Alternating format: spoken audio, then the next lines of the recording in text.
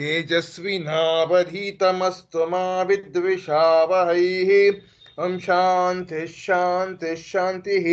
ओम भद्रं कर्णेभिः शृणुयाम देवाः भद्रं पश्येमाक्षभिर्यजत्राः स्थिरैरङ्गैः स्तुष्टुवागंसस्तनूभिः व्यशेम देवहितं यदायुः। स्वस्ति न इंद्रो वृद्धश्रवाः स्वस्ति नः पूषा विश्ववेदाः स्वस्ति नस्तार्क्ष्यो अरिष्टनेमिः स्वस्ति नो बृहस्पतिर्दधातु।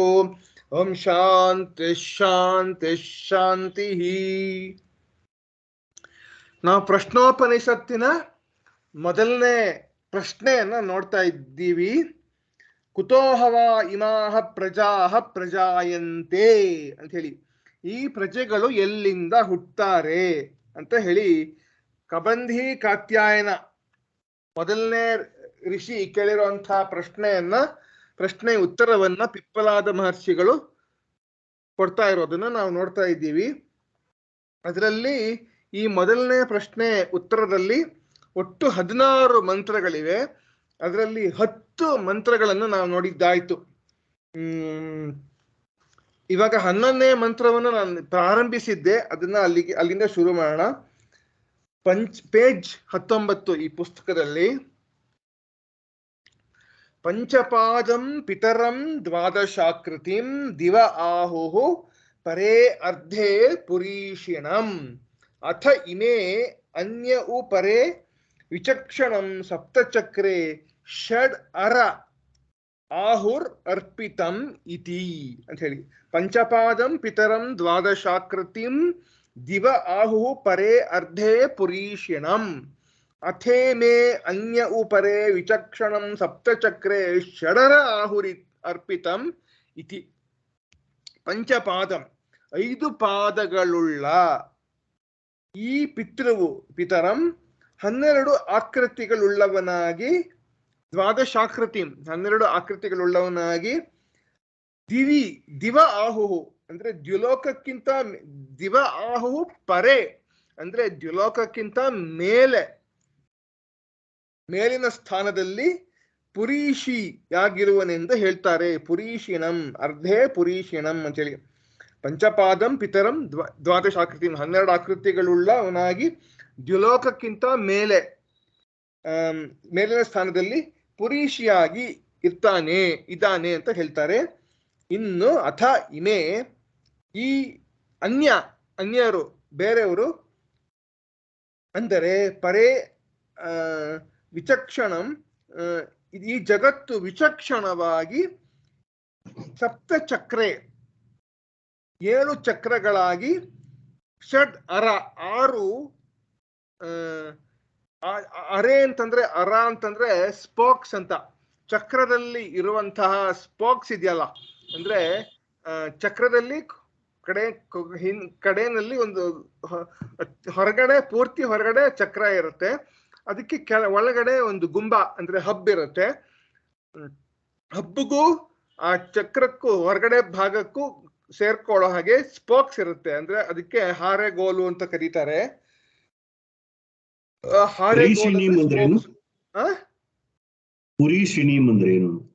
ಪುರೀಷಣ ಬರ್ತಾ ಹೇಳ್ತಾರೆ, ಇವರು ಹೇಳ್ತಾರೆ ಪುರೀಷಿ ಆಗಿದ್ದಾನೆ ಅಂತ ಹೇಳ್ತಾರೆ. ಹೇಳ್ತೀನಿ ಅದಕ್ಕೆ ಅರ್ಥ.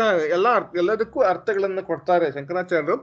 ಸೊ ಷಡ್ ಅರ 6 ಸ್ಪೋಕ್ಸ್ ಆರ್ ದೇರ್ ಅಂತ ಹೇಳಿ. ಆಹುಹು ಅರ್ಪಿತಂ ಅಂದ್ರೆ 6 ಸ್ಪೋಕ್ಸ್ ಒಳಗಡೆ ಹೋಗಿ ಬಂದು ಸೇರ್ಕೊಂಡಿವೆ, ಒಂದೇ ಕಡೆ ಬಂದು ಸೇರ್ಕೊಂಡಿವೆ ಅಂತ ಹೇಳ್ತಾರೆ ಅಂತ ಹೇಳಿ. ಇವಾಗ 16ನೇ ಪ್ಯಾರಾಗ್ರಾಫ್. ಪಂಚಪಾದಂ ಅಂದ್ರೆ ಏನು? ಪಂಚ ಋತವಃ ಪಾದಾಹ ಇವ ಅಸ್ಯ ಸಂವತ್ಸರಾತ್ಮನಃ. ಇವಾಗ ಇದುವರೆಗೂ ಏನ್ ಹೇಳಿದ್ದಾಯ್ತು, ಪ್ರಜಾಪತಿ ಮಿಥುನ ಉತ್ಪಾದಯತೆ ಅಂತ ಹೇಳಿದ್ರು. ಅಂದ್ರೆ ಒಂದು ಪ್ರಾಣ, ಇನ್ನೊಂದು ರಯಿ ಅನ್ನೋದನ್ನ ಸೃಷ್ಟಿ ಮಾಡ್ದ ಅಂತ ಹೇಳಿದ್ರು ಮೊದಲು. ಆ ಪ್ರಾಣ ರಯಿ ಆದ್ಮೇಲೆ ಸೂರ್ಯನಲ್ಲಿ ಆ ಪ್ರಾಣವನ್ನ ಸ್ಥಾಪನೆ ಮಾಡ್ದ, ಚಂದ್ರನಲ್ಲಿ ರಯಿಯನ್ನು ಸ್ಥಾಪನೆ ಮಾಡ್ದ ಅಂತ ಹೇಳಿದ್ದಾಯ್ತು. ಪ್ರಾಣ ಅಂತಂದ್ರೆ ಅತ್ತ ಅಂದ್ರೆ ಅಗ್ನಿ ಅಂಶ ಅಂದ್ರೆ ತಿನ್ನುವ ಎಕ್ಸ್ಪೀರಿಯನ್ಸರ್ ಅಂದ್ರೆ ಅನುಭವಿಸುವ ಅಂಶಕ್ಕೆ ಪ್ರಾಣ ಅಂತ ಹೆಸರು. ಅನ್ನ ಅಂದ್ರೆ ಅನುಭವಿಸಲ್ಪಡುವುದಕ್ಕೆ ಅಗ್ನಿ ಅಂತ ಹೆಸರು ಅಂತ ನಾವು ನೋಡಿದ್ದಾಯ್ತು. ಅದೇ ಸೂರ್ಯನಲ್ಲಿ ಕೂತಂತಹ ಪರಮಾತ್ಮ, ಅದನ್ನ ಹೇಗೆ ಹೇಳ್ತಾರೆ, ಪರಮಾತ್ಮನೇ ಬಂದು ಪ್ರಾಣನಲ್ಲಿ ಮತ್ತೆ ರೈಯಿನಲ್ಲಿ ಬಂದು ಕೂತ. ಆ ಸೂರ್ಯನಲ್ಲಿ, ಆ ಪ್ರಾಣನಲ್ಲಿ ಬಂದು ಕೂತ ಪರಮಾತ್ಮ ಸೂರ್ಯನಲ್ಲಿ ಬಂದು ಕೂತ, ಮತ್ತೆ ರೈಯಲ್ಲಿ ಬಂದು ಕೂತ ಪರಮಾತ್ಮ ಚಂದ್ರನಲ್ಲಿ ಬಂದು ಕೂತ ಅಂತ ಹೇಳಿದ್ದಾಯ್ತು. ಆ ಸೂರ್ಯನಲ್ಲಿ ಬಂದು ಕೂತ ಪರಮಾತ್ಮ ಉತ್ತರಾಯಣದಲ್ಲಿ ಬಂದು ಕೂತ, ಚಂದ್ರನಲ್ಲಿ ಬಂದು ಕೂತ ಪರಮಾತ್ಮ ದಕ್ಷಿಣಾಯನದಲ್ಲಿ ಬಂದು ಕೂತ ಅಂತ ಆಯ್ತು. ಅದಾದ್ಮೇಲೆ ಸಂವತ್ಸರೋ ವೈ ಪ್ರಜಾಪತಿ, ಹಾಗಾಗಿ ಪ್ರಜಾಪತಿಯೇ ಉತ್ತರಾಯಣ ದಕ್ಷಿಣಾಯಣ ಎರಡೂ ಕೂಡ ಒಂದು ಸಂವತ್ಸರ, ಒಂದು ವರ್ಷ ಆಗೋದ್ರಿಂದ ಆ ಸಂವತ್ಸರದಲ್ಲಿ ಬಂದು ಕೂತ ಪರಮಾತ್ಮ ಅಂತಾಯ್ತು. ಇವಾಗ ಏನ್ ಹೇಳ್ತಿದ್ದಾರೆ, ಸಂವತ್ಸರದಲ್ಲಿ 6 ಋತುಗಳಿರುತ್ತೆ. ಅಂದ್ರೆ ವಸಂತ ಋತು, ಗ್ರೀಷ್ಮ ಋತು, ಈ ತರ ಋತುಗಳೆಲ್ಲ ಇರುತ್ತಲ್ಲ, ಈ ಋತುಗಳಲ್ಲಿ ಬಂದು ಕೂತ. ಮತ್ತೆ ಷಡರೆ, ಅದು ಕೂಡ ಋತುಗಳಿಗೆ ಸಂಬಂಧಪಟ್ಟಿದ್ದು ಅಂತ ಹೇಳಿ 12 ತಿಂಗಳಲ್ಲಿ ಬಂದು ಕೂತ ಪರಮಾತ್ಮ ಅಂತ ಹೇಳಿ ಆ ತರ ಹೇಳ್ತಾರೆ. ದ್ವಾದಶಾಕೃತಿ ಅಂದ್ರೆ 12 ತಿಂಗಳು, 6 ಋತುಗಳು, 12 ತಿಂಗಳು. ಹಾಗಾದ್ರೆ ಪಂಚಪಾದಂ ಅಂತ ಯಾಕೆ ಇದೆಯಲ್ಲ, ಹೇಗೆ ಪಂಚಪಾದಂ ಆಯ್ತು ಅಂತಂದ್ರೆ ಅದನ್ನ ಹೇಳ್ತಾರೆ. ಪಂಚಪಾದಂ ಪಂಚ ಋತವಃ, 5 ಋತುಗಳು. ಪಾದ ಇವ ಅಸ್ಯ ಸಂವತ್ಸರಾತ್ಮನಃ ಆದಿತ್ಯಸ್ಯ, ಈ ಸಂವತ್ಸರದ ಆದಿತ್ಯನಲ್ಲಿ ಬಂದು ಕೂತ್ನಲ್ಲ, ಆದಿತ್ಯನಿಂದ ಸಂವತ್ಸರದಲ್ಲಿ ಬಂದು ಕೂತ್ನಲ್ಲ, ಅದು ಆ ಪಂಚಪಾದಗಳಲ್ಲಿ ಬಂದು ಕೂತ. ತೈಹಿ ಅಸೌ ಪಾದೈವ ಋತುಭಿಹಿ ಆವರ್ತತೆ, ಅಂದ್ರೆ ಒಂದು ಸಂವತ್ಸರಕ್ಕೆ 5 ಪಾದಗಳಿದ್ದಾಗ ಲೆಕ್ಕ. ಋತುಗಳು 5 ಪಾದಗಳು. ಇವಾಗ ನಮಗ್ ಗೊತ್ತಿರೋ ಹಾಗೆ 6 ಋತುಗಳಿದೆಯಲ್ಲ, ಹಾಗಾದ್ರೆ 5 ಋತುಗಳನ್ನ ಯಾತಕ್ಕೆ ಹೇಳಿದ್ರು ಉಪನಿಷತ್ಕಾರರು ಅಂತ ಒಂದು ಪ್ರಶ್ನೆ ಬರುತ್ತೆ. ಅದಕ್ಕೆ ಶಂಕರಾಚಾರ್ಯರು ಉತ್ತರ ಕೊಡ್ತಾರೆ. ಹೇಮಂತ ಶಿಶಿರೌ ಏಕೀಕೃತ್ಯ ಏವಂ ಕಲ್ಪನಾ, ಹೇಮಂತ ಮತ್ತು ಶಿಶಿರ ಋತುಗಳನ್ನ ಒಂದೇ ಒಂದು ಋತು ಅಂತ ಪರಿಗಣಿಸಿ, ಯಾಕೆಂದ್ರೆ ಅದು ಚಳಿಗಾಲವಾದ್ರಿಂದ ಅದು ಒಂದೇ ಒಂದು ಋತು ಅಂತ ಪರಿಗಣಿಸಿ 5 ಋತುಗಳು ಪಂಚಪಾದಂ ಅಂತ ಹೇಳಿದ್ದಾರೆ ಅಂತ ಹೇಳ್ತಾರೆ. ಹೇಮಂತ ಶಿಶಿರವು ಏಕೀಕೃತ್ಯ ಏವಂ ಕಲ್ಪನಾ ಅಂತ ಹೇಳಿ. ಪಿತರಂ ಸರ್ವಸ್ಯ ಜನೈತೃತ್ವಾತ್ ಪಿತೃತ್ವಂ ತಸ್ಯ. ಪಿತರಂ ಅಂತಂದ್ರೆ ಎಲ್ಲಕ್ಕೂ ಸೃಷ್ಟಿಕರ್ತ, ಅಂದ್ರೆ ಹಿ ಇಸ್ ದ ಕ್ರಿಯೇಟರ್ ಆಗಿರೋದ್ರಿಂದ, ಹಿ ಇಸ್ ದ ಎಲ್ಲವನ್ನೂ ಸೃಷ್ಟಿ ಮಾಡಿರುವಂಥವನಾದ್ರಿಂದ ಅವನನ್ನ ಪಿತರಂ, ಪಿತೃತ್ವಂ, ಅವನಿಗೆ ತಂದೆ ಸ್ಥಾನ ಬಂತು ಅಂತ ಹೇಳ್ತಾರೆ. ದ್ವಾದಶಾಕೃತಿ ಅಂದ್ರೆ 12 ಮಾಸಾಹ ಆಕೃತಯ, 12 ತಿಂಗಳು.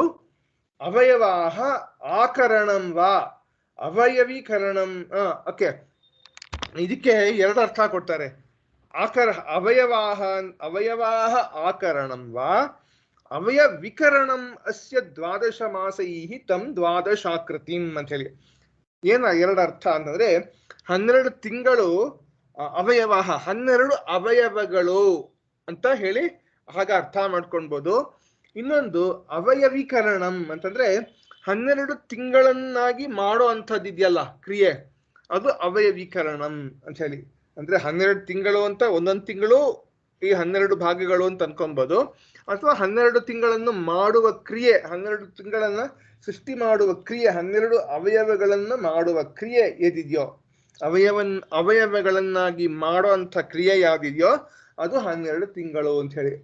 ಇವಾಗ ಒಂದು ಪ್ರಶ್ನೆ, ಉಪನಿಷತ್ತು ಎಷ್ಟು ಹಳೆಯದು, ಅದರಲ್ಲಿ 12 ತಿಂಗಳು ಅನ್ನೋ ಭಾವನೆ ಬಂತು ಅಂತಂದ್ರೆ, so the 12-month calendar has started from Upanishad time only ಅಂತ ಗೊತ್ತಾಗುತ್ತೆ ಅಲ್ವಾ.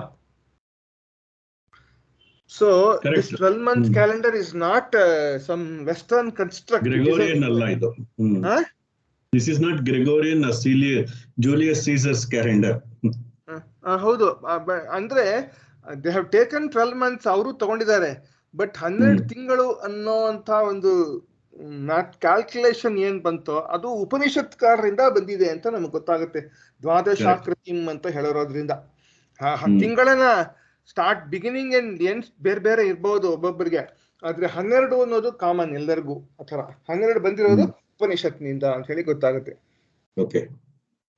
ದ್ವಾದಶಾಕೃತಿಂ ಅಂತ ಅದು ಒಂದು ಅವಯವಗಳನ್ನಾದ್ರೂ ಅವಯವಗಳು ಅಂತಾದ್ರೂ ಆಗ್ಬೋದು, ಅವಯವಗಳ ಮಾಡುವಿಕೆ ಅಂತಾದ್ರೂ ಆಗ್ಬೋದು. ದಿವಹ ದ್ಯುಲೋಕಾತ್ ಪರೇ ಊರ್ಧ್ವೇ ಅರ್ಧೇ ಸ್ಥಾನೆ ತೃತೀಯಸ್ಯಾಂ ದಿವಿ ಇತ್ಯರ್ಥ.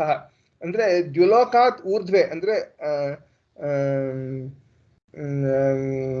ದ್ಯುಲೋಕಕ್ಕಿಂತ ಮೇಲಿರುವ, ಅಂತರಿಕ್ಷಕ್ಕಿಂತ ಮೇಲಿರುವ ಇವನನ್ನು ಮೂರನೆಯ ತೃತೀಯಸ್ಯಾಂ ದಿವಿ, ಮೂರನೆಯ ದ್ಯುಲೋಕದಲ್ಲಿ ಅಂತಂದ್ರೆ ಸ್ವರ್ಗಲೋಕದಲ್ಲಿ ಅಂತ ಹೇಳಿ ಅರ್ಥ.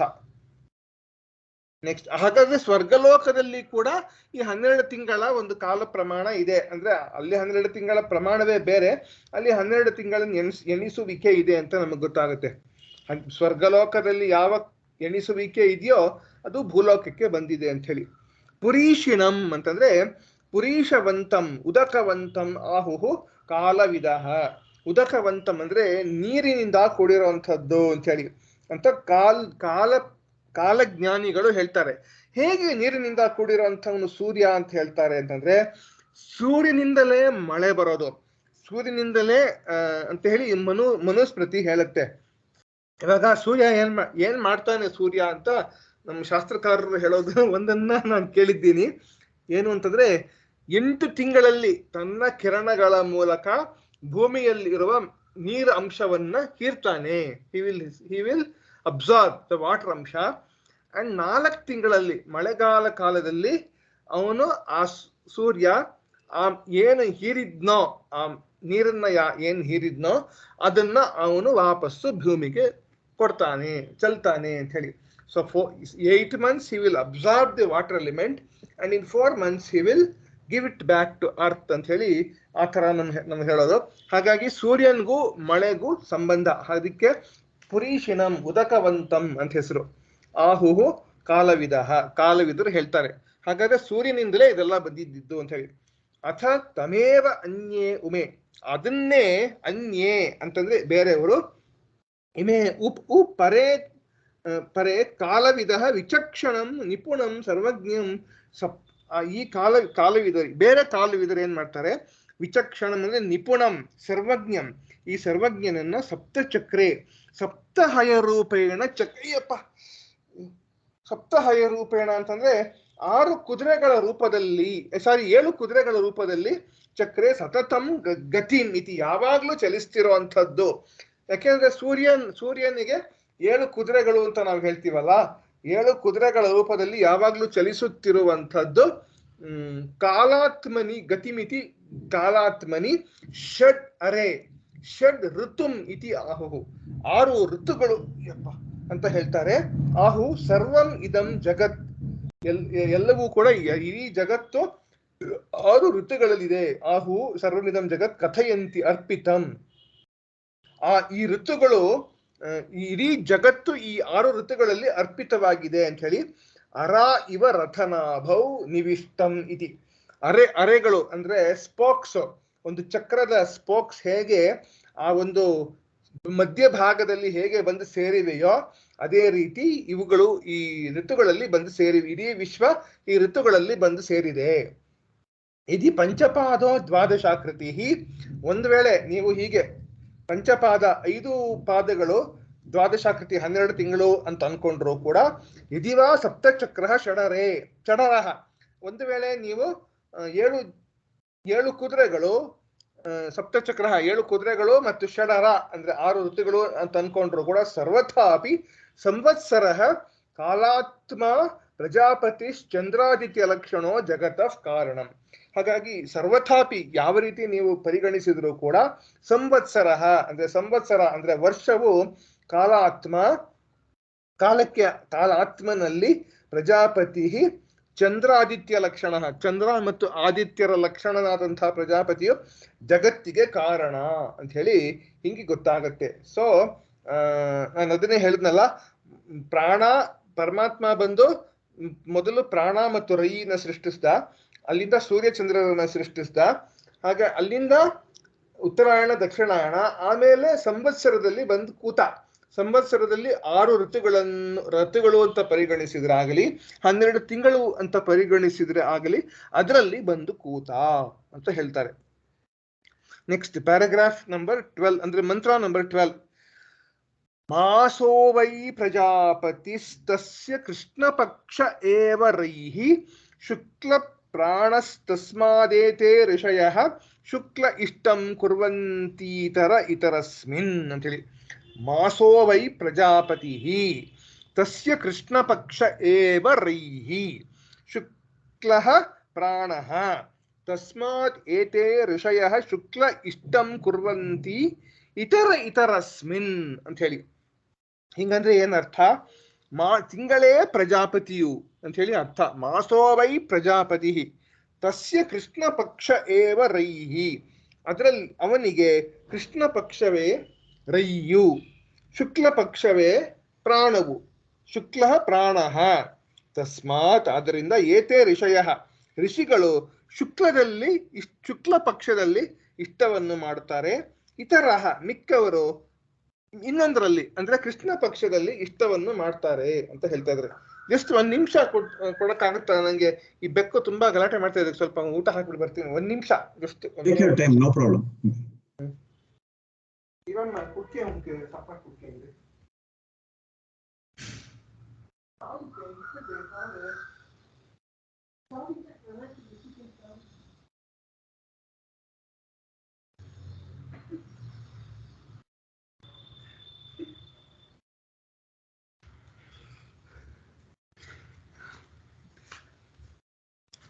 Okay, paragraph 17.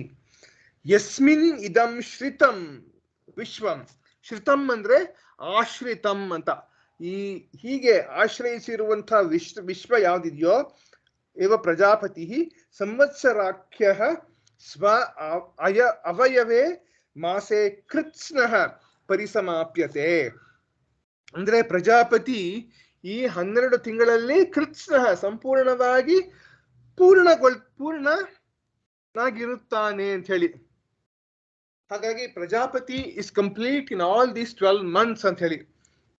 Moscow Y Prajapati, ಮಾಸ ಪ್ರಜಾಪತಿ ಯಥೋಕ್ತ ಲಕ್ಷಣ ಏವ ಮಿಥುನಾತ್ಮಕ. ಹೇಗೆ ಹೇಳಿತ್ತೋ ಮಿಥುನಾತ್ಮಕವಾಗಿದೆ. ಮಿಥುನ ಅಂತಂದ್ರೆ 2 ಜೋಡಿ, ಹೇಳಿರುವ ಹಾಗೆ ಜೋಡಿಯ ರೂಪದಲ್ಲಿದೆ. ತಸ್ಯ ಮಾಸಾತ್ಮನಃ ಪ್ರಜಾಪತೇಃ ಏಕೋ ಭಾಗಃ ಕೃಷ್ಣ ಪಕ್ಷಃ.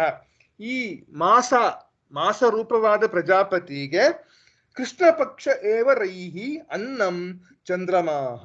ಒಂದು ಭಾಗ ಯಾವ್ದಿದೆಯೋ ಕೃಷ್ಣ ಪಕ್ಷವೇ ರೈ ಅಥವಾ ಚಂದ್ರಮ ಆಗಿದೆ, ಅನ್ನ ಅಥವಾ ಚಂದ್ರ ಆಗಿದೆ ಅಂತ ಹೇಳಿ. ಅಪರೋ ಭಾಗ ಇನ್ನೊಂದು ಭಾಗ ಯಾವ್ದಿದೆಯೋ ಶುಕ್ಲ ಪಕ್ಷ ಪ್ರಾಣ, ಶುಕ್ಲ ಪಕ್ಷವಾದಂತಹ ಪ್ರಾಣ. ಆದಿತ್ಯ ಅತ್ತ ಅಗ್ನಿ, ಆದಿತ್ಯ ಅತ್ತ ಅಂದ್ರೆ ತಿನ್ನುವಂಥದ್ದು ಅಂದ್ರೆ ಅನುಭವಿಸುವಂಥದ್ದು ಅಗ್ನಿ ಅಂತ ಹೇಳಿ ಹೇಳ್ತಾ ಇದ್ದಾರೆ. ಯಸ್ಮಾತ್ ಶುಕ್ಲ ಪಕ್ಷಾತ್ಮಾನಂ ಪ್ರಾಣಂ ಸರ್ವಮೇವ ಪಶ್ಯಂತಿ ತಸ್ಮಾತ್ ಪ್ರಾಣದರ್ಶಿನಃ ಋತೆ. ಓಕೆ, ಇವಾಗ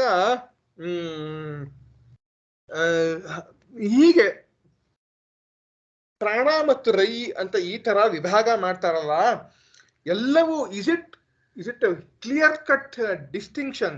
ಇದರಲ್ಲಿ ಬರೀ ಪ್ರಾಣ ಇರೋದು, ಇದರಲ್ಲಿ ಬರೀ ರೈ ಇರೋದು ಅನ್ನೋ ತರ ಅರ್ಥನಾ ಅಂತಂದ್ರೆ ಹಾಗಲ್ಲ. ರೈ ಇರೋಂಥ ಸ್ಥಾನಗಳಲ್ಲೂ ಕೂಡ ಪ್ರಾಣ ಅಂಶ ಇದ್ದೇ ಇರುತ್ತೆ, ಆದ್ರೆ ರೈ ಅಂಶ ಜಾಸ್ತಿ ಇರುತ್ತೆ ಅಂತ ಹೇಳಿ ಅರ್ಥ. ಹಾಗಾಗಿ ಕೃಷ್ಣ ಪಕ್ಷ ಶುಕ್ಲ ಪಕ್ಷದಲ್ಲಿ ಪ್ರಾಣ ಇದೆ, ಕೃಷ್ಣ ಪಕ್ಷದಲ್ಲಿ ರೈ ಇದೆ ಅಂತಂದ್ರೆ ಕೃಷ್ಣ ಪಕ್ಷದಲ್ಲಿ ಪ್ರಾಣ ಇಲ್ವೇ ಇಲ್ಲ ಅಂತಲ್ಲ ಅರ್ಥವಲ್ಲ. ಕೃಷ್ಣ ಪಕ್ಷದಲ್ಲಿ ರೈ ಅಂಶ ಜಾಸ್ತಿ ಇದೆ ಅಂತ ಹೇಳಿ ಅರ್ಥ ಅಷ್ಟೇ. ಹಾಗಾಗಿ ಪ್ರಾಣ ಅನ್ನೋದು ಎಲ್ಲದರಲ್ಲೂ, ಎಲ್ಲ ಸೂರ್ಯ ಚಂದ್ರ ಮತ್ತೆ ಅಗ್ನಿ ಅನ್ನ ಮತ್ತೆ ಶುಕ್ಲ ಪಕ್ಷ ಕೃಷ್ಣ ಪಕ್ಷ ಎಲ್ಲದರಲ್ಲೂ ಪ್ರಾಣ ಇದ್ದೇ ಇರುತ್ತೆ. ಯಸ್ಮಾತ್ ಶುಕ್ಲ ಪಕ್ಷಾತ್ಮಾನಂ ಪ್ರಾಣಂ ಸರ್ವಮೇವ ಪಶ್ಯಂತಿ ತಸ್ಮಾತ್ ಪ್ರಾಣದರ್ಶಿನಃ. ಪ್ರಾಣದರ್ಶಿಗಳು ಯಾರಿದ್ದಾರೋ ಅವರು ಎಲ್ಲದರಲ್ಲೂ ಕೂಡ ಪ್ರಾಣವನ್ನೇ ನೋಡುವಂಥವರಾದ್ರಿಂದ ಏತೇ ಋಷಯ ಕೃಷ್ಣ ಪಕ್ಷೇಪಿ, ಈ ಋಷಿಗಳು ಕೃಷ್ಣ ಪಕ್ಷದಲ್ಲಿಯೂ ಕೂಡ ಇಷ್ಟಂ ಯಾಗಂ ಕುರುವಂತಹ, ಯಾಗವನ್ನ ಮಾಡಿದ್ರೆ, ಇಷ್ಟಂ ಅಂದ್ರೆ ಯಾಗಂ ಅಂತ ಹೇಳಿ ಅರ್ಥ, ಯಜ್ಞವನ್ನ ಮಾಡಿದ್ರು ಕೂಡ ಶುಕ್ಲ ಪಕ್ಷೇ ಏವ ಕುರ್ವಂತಿ ಅಂತ ಹೇಳಿ ಅರ್ಥ. ಈ ಪ್ರಾಣದರ್ಶಿಗಳು ಯಾರಿದ್ದಾರೋ, ಮತ್ತೆ ಹೇಳ್ತೇನೆ, ಪ್ರಾಣದರ್ಶಿಗಳು ಯಾರಿದ್ದಾರೋ ಕೃಷ್ಣ ಪಕ್ಷದಲ್ಲಿ, ವಿತ್ ರೆಸ್ಪೆಕ್ಟ್ ಟು ಕಾಲ ಪ್ರಮಾಣ, ಟೈಮ್ ಎಲಿಮೆಂಟ್ ನೋಡ್ಕೊಂಡ್ರೆ ಕೃಷ್ಣ ಪಕ್ಷದಲ್ಲಿ ಅವರು ಯಜ್ಞವನ್ನ ಇಷ್ಟವನ್ನ ಅಂದ್ರೆ ಯಜ್ಞವನ್ನ ಮಾಡಿದ್ರು ಕೂಡ ಅದು ಶುಕ್ಲ ಪಕ್ಷದಲ್ಲಿ ಮಾಡಿದ್ದ ಹಾಗೆ ಲೆಕ್ಕ ಅಂತ ಹೇಳ್ತಾ ಇದ್ದಾರೆ. ಪ್ರಾಣ ವ್ಯತಿರೇಕೇಣ ಕೃಷ್ಣ ಪಕ್ಷಸ್ಥೈ ನ ದೃಶ್ಯತೆ ಯಸ್ಮಾತ್ ಅಂತಂದ್ರೆ, ಅವರು ಪ್ರಾಣದರ್ಶಿಗಳು ಯಾರಿದ್ದಾರೋ ಅವ್ರು ಎಲ್ಲದರಲ್ಲೂ ಕೂಡ ಪ್ರಾಣವನ್ನೇ ನೋಡ್ತಾ ಇದ್ದಾರೆ. ಪ್ರಾಣವನ್ನು ಬಿಟ್ಟು ಬೇರೆ ಏನನ್ನು ಕೂಡ ಕೃಷ್ಣ ಪಕ್ಷದಲ್ಲಿ ನೋಡೋದಿಲ್ಲ. ಅವರು they will not see anything other than prana in the Krishna ಪಕ್ಷ ಆಲ್ಸೋ ಅಂತ ಹೇಳಿ. ಇತರೆ ಅಂದ್ರೆ ಇನ್ನೊಬ್ಬರು, ಬೇರೆಯವರು, ಇನ್ನೊಂದು ವರ್ಗದ ಜನರು ಯಾರಿದ್ದಾರೋ, ಇತರೇತು ಪ್ರಾಣಂ ನ ಪಶ್ಯಂತಿ, ಅವರು ಪ್ರಾಣವನ್ನು ನೋಡದೇ ಇರುವಂಥವರು. ಇತಿ ಅದರ್ಶನ ಲಕ್ಷಣಂ ಕೃಷ್ಣಾತ್ಮಾನನ್ನೇವ ಪಶ್ಯಂತಿ, ಅವರು ಪ್ರಾಣ ಇಲ್ಲದೆ ಇರುವಂತಹ ರೈಯನ್ನೇ ನೋಡ್ತಾರೆ. ಅವರು ಕೃಷ್ಣ ಪಕ್ಷ ವಿಷಯವನ್ನೇ ನೋಡ್ತಾರೆ ಅವರು. ಇತರಸ್ಮಿನ್, ಬೇರೆದ್ರಲ್ಲೂ ಕೂಡ ಕೃಷ್ಣ ಪಕ್ಷವನ್ನೇ ನೋಡ್ತಾರೆ, ಶುಕ್ಲ ಪಕ್ಷದಲ್ಲೂ ನೋಡ್ತಾರೆ, ಕೃಷ್ಣ ಪಕ್ಷವನ್ನೇ ನೋಡ್ತಾರೆ. ಕೃಷ್ಣ ಪಕ್ಷೇ ಏವ ಕುರ್ವಂತಿ ಶುಕ್ಲೇ ಕುರ್ವಂತೋಪಿ. ಇನ್ನು ಸೆಕೆಂಡ್ ಕ್ಯಾಟಗರಿ ಆಫ್ ಜನರು ಯಾರಿದ್ದಾರೋ ಅವರು ಶುಕ್ಲ ಪಕ್ಷದಲ್ಲಿ ಯಾಗವನ್ನ ಮಾಡಿದ್ರು ಕೂಡ ಕೃಷ್ಣ ಪಕ್ಷದಲ್ಲಿ ಮಾಡಿದ ಹಾಗೆ ಅವ್ರಿಗಾಗತ್ತೆ ಅಂತ ಹೇಳ್ತಾ ಇದ್ದಾರೆ. So it depends on what, whether you are considering your prana specific or rayi specific ಅಂತ. ರೈ ಪ್ರೊಡಾಮಿನೆಂಟ್ ಪ್ರಾಣ, ಪ್ರೊಡಾಮಿನೆಂಟ್ ರೈ ಅಂತ ಹೇಳಿ. ನಾವು ಪ್ರೊಡಾಮಿನೆಂಟ್ ಪ್ರಾಣ ಆದ್ರೆ ಕೃಷ್ಣ ಪಕ್ಷದಲ್ಲಿ ಯಾಗ ಮಾಡಿದ್ರು ಅಲ್ಲಿ ಪ್ರಾಣವನ್ನೇ ನೋಡ್ತಾರೆ. ಪ್ರಿಡಾಮಿನೆಂಟ್ ರೈ ಆದರೆ ಅವರು ಶುಕ್ಲ ಪಕ್ಷದಲ್ಲಿ ಮಾಡಿದ್ರು ಕೂಡ ಅವರು ಪ್ರಧಾನವಾಗಿ ರೈಯನ್ನೇ ಕೃಷ್ಣ ಪಕ್ಷದ ಹಾಗೆ ಪರಿಗಣಿಸ್ತಾರೆ, ನೋಡ್ತಾರೆ ಅಂತ ಹೇಳಿ ಅರ್ಥ. ಆ ಕೃಷ್ಣ ಪಕ್ಷದಲ್ಲಿ ಮಾಡ್ದಂಗೆ ಲೆಕ್ಕ ಆಗತ್ತೆ ಅಂತ ಹೇಳ್ತಾರೆ. ಮಾಸವೈ ಪ್ರಜಾಪತಿ ತಸ್ಯ ಕೃಷ್ಣ ಪಕ್ಷ ಏವ ರೈಹಿ ಶುಕ್ಲ ಪ್ರಾಣಸ್ತಸ್ಮಾದೇತೆ ರೇಷಾಯ ಶುಕ್ಲ ಇಷ್ಟಂ ಕುರ್ವಂತಿ ಇತರಸ್ಮಿನ್ ಅಂತೇಳಿ ಈ ಶ್ಲೋಕದ ಅರ್ಥ. Next page 23. In the first 15 days of rising moon, Krishna ಪಕ್ಷ ಅಂದ್ರೆ ಕೃಷ್ಣ ಪಕ್ಷ ಅಂತಂದ್ರೆ ಅಮಾವಾಸ್ಯೆಯಲ್ಲಿ ಕೊನೆಗೊಳ್ಳೋದು. ಕೃಷ್ಣ ಪಕ್ಷ ಅಂದ್ರೆ diminishing Moon. Dark fort night, bright fort night ಅಂದ್ರೆ ಇನ್ಕ್ರೀಸಿಂಗ್ ಮೂನ್. ಶುಕ್ಲ ಪಕ್ಷ ಇನ್ಕ್ರೀಸಿಂಗ್ ಮೂನ್. ಶುಕ್ಲ ಪಕ್ಷದ ಕೊನೆ ಬರೋದು ಹುಣ್ಣಿಮೆ. ಓಕೆ. ನೆಕ್ಸ್ಟ್ ಪೇಜ್, ಪ್ಯಾರಾಗ್ರಾಫ್, ಇದು ಮಂತ್ರ 13. ಅಹೋರಾತ್ರೋ ವೈ ಪ್ರಜಾಪತಿ ತಸ್ಯ ಅಹರೇವ ಪ್ರಾಣೋ ರಾತ್ರಿರೇವ ರೈಹಿ ಪ್ರಾಣಂ ವಾ ಏತೇ ಪ್ರಸ್ಕಂದಂತಿ ಯೇ ದಿವಾ ರತ್ಯಾ ಸಂಯುಜ್ಯಂತೆ ಬ್ರಹ್ಮಚರ್ಯಮೇವ ತದ್ಯದ್ ರಾತ್ರೌ ರತ್ಯಾ ಸಂಯುಜ್ಯಂತೆ ಅಂತ ಹೇಳಿ. ಮತ್ತೆ ಹೇಳಿ ಓದ್ತೀನಿ. ಅಹೋರಾತ್ರೋ ವೈ ಪ್ರಜಾಪತಿ, ಹಗಲು ರಾತ್ರಿಯೂ ಕೂಡ ಪ್ರಜಾಪತಿಯೇ. ತಸ್ಯ ಅಹರೇವ ಪ್ರಾಣ, ಅವನಿಗೆ ಹಗಲೇ ಪ್ರಾಣ. ಸೊ ಇವಾಗ ನಾವ್ ಏನ್ ನೋಡಿದ್ವಿ, ಮಾಸಗಳಲ್ಲಿ ಬಂದು ಕೂತ ಅಂತ ನೋಡಿದ್ವಿ, ಮತ್ತೆ ಶುಕ್ಲ ಪಕ್ಷ ಕೃಷ್ಣ ಪಕ್ಷಗಳಲ್ಲಿ ಬಂದು ಕೂತ ಅಂತ ನೋಡಿದ್ವಿ. ಇವಾಗ ಹಗಲಿನಲ್ಲಿ ಪ್ರಾಣ ಬಂದು ಕೂತ, ರಾತ್ರಿರೇವ ರೈಹಿ, ರಾತ್ರಿನಲ್ಲಿ ರೈ ಬಂದು ಕೂತ್ಕೊಂತು ಅಂತ ಹೇಳಿ.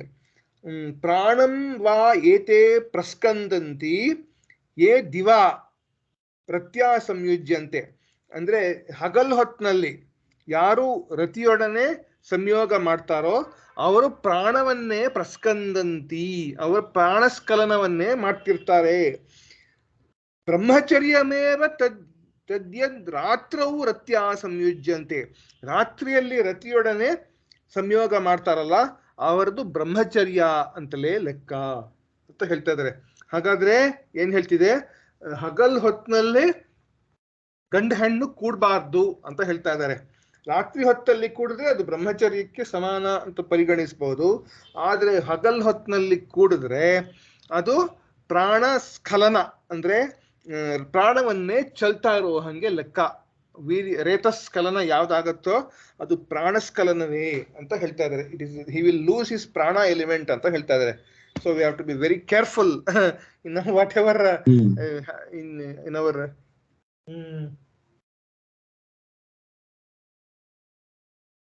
ಅವರ್ ಡೇ ಆಕ್ಟಿವಿಟೀಸ್ ಅಲ್ಲಿ ಬಹಳ ಹುಷಾರಾಗಿರ್ಬೇಕು ಅಂತ ಹೇಳ್ತಾ ಇದ್ದಾರೆ. ಪ್ಯಾರಾಗ್ರಾಫ್ 18. ಸೋಪಿ ಮಾಸಾತ್ಮ ಪ್ರಜಾಪತಿ ಸ್ವ ಅವಯವೇ ಅಹೋರಾತ್ರೇ ಪರಿಸಮಾಪ್ಯತೆ. ಅಹೋರಾತ್ರೋ ವೈ ಪ್ರಜಾಪತಿ ಪೂರ್ವವತ್ ಅಂತ ಹೇಳಿ, ಈ ಮಾಸದಲ್ಲಿ ಬಂದಂತಹ ಪ್ರಜಾಪತಿ ಅದು ಸ್ವ ಅವಯವೇ, ಈ ಮಾಸಕ್ಕೆ ಅವಯವವಾಗಿರುವಂತಹ ರಾತ್ರಿ, ಅಹೋರಾತ್ರಿ ಅಂದ್ರೆ ಹಗಲು ಇರುಳು, ಅದರಲ್ಲಿ ಪರಿಸಮಾಪ್ಯತೆ, ಅದರಲ್ಲಿ ಅವನು ಪೂರ್ಣಗೊಳ್ತಾನೆ ಅಂತ ಹೇಳ್ತಾ ಇದ್ದಾರೆ. ಅಹೋರಾತ್ರೋ ವೈ ಪ್ರಜಾಪತಿ ಪೂರ್ವವತ್, ಅವನು ಹಗಲಿನಲ್ಲಿ ಬಂದು ಪೂರ್ಣವಾಗಿ, ಹಗಲು ಇರುಳಲ್ಲಿ ಬಂದು ಪೂರ್ಣವಾಗಿ ಕೂತ್ಕೊಂತಾನೆ. ಹಾಗಾಗಿ ಹಗಲು ಇರುಳು ಟೈಮ್ ಎಲಿಮೆಂಟ್ ಯಾವ್ದಿದೆಯೋ ಅದು ಕೂಡ ಪ್ರಜಾಪತಿನೇ ಅಂತ ಹೇಳಿ. ತಸ್ಯ ಅಹರೇವ ಪ್ರಾಣ ಅತ್ತ ಅಗ್ನಿ, ಅದರಲ್ಲಿ ಹಗಲು ಭಾಗ ಯಾವ್ದಿದೆಯೋ ಅದೇ ಪ್ರಾಣ, ಅದು ಅತ್ತ ಅಂತಂದ್ರೆ ಅದು ತಿನ್ನುವಂಥದ್ದು, ಅನುಭವಿಸುವಂಥದ್ದು, ಅದು ಅಗ್ನಿ. ರಾತ್ರಿರೇವ ರೈಹಿ ಪೂರ್ವವದೇವ, ರಾತ್ರಿಯೇ ರೈಯು, ಹಿಂದೆ ಹೇಳಿರುವ ಹಾಗೆ ರಾತ್ರಿಯೇ ರೈಯು. ಪ್ರಾಣಂ ಅಹರಾತ್ಮಾನಂ ವಾ ಏತೆ ಪ್ರಸ್ಕಂದಂತಿ ನಿರ್ಗಮಯಂತಿ ಶೋಷಯಂತಿ ವಾ ಆತ್ಮಾನೋ ವಿಚ್ಛಿದ್ಯ ಅಪನಯಂತಿ ಅಂತ ಹೇಳ್ತಾರೆ. ಪ್ರಾಣಂ ಅಹ ಆತ್ಮಾನಂ ವಾ ಏತೆ ಪ್ರಸ್ಕಂದಂತಿ ನಿರ್ಗಮಯಂತಿ ಶೋಷಯಂತಿ ವಾ ಸ್ವ ಆತ್ಮಾನೋ ವಿಚ್ಛಿದ್ಯ ಅಪನಯಂತಿ ಅಂತ ಹೇಳ್ತಾರೆ. ಅಂದ್ರೆ ಅವರು ಯಾರು ಹಗಲಿನ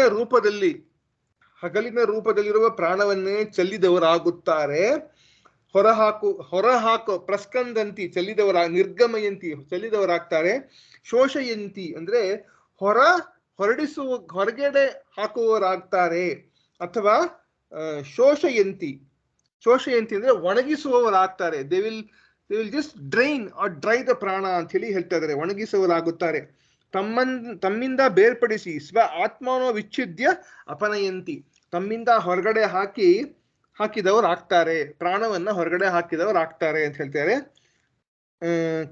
ಯಾರದು ಅಂತಂದ್ರೆ ಯೇ ದಿವಾ ಅಹನಿ ರತಿಕಾರಣಭೂತಯ ಸಹ ಸ್ತ್ರೀಯ ಸಂಯುಜ್ಯಂತೆ ಮೈಥುನಂ ಆಚರಂತಿ ಮೂಢಾಹ ಅಂತ ಹೇಳ್ತಾರೆ.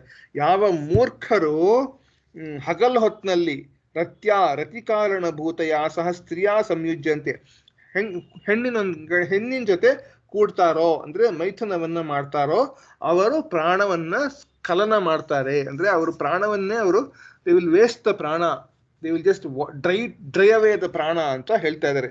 ಯಾರು ಹಗಲ್ ಹೊತ್ನಲ್ಲಿ ಹೆಂಗಸಿನ ಜೊತೆ ಕೂಡ್ತಾರೋ ಅಂಥವ್ರು ಅಂತ ಹೇಳಿ.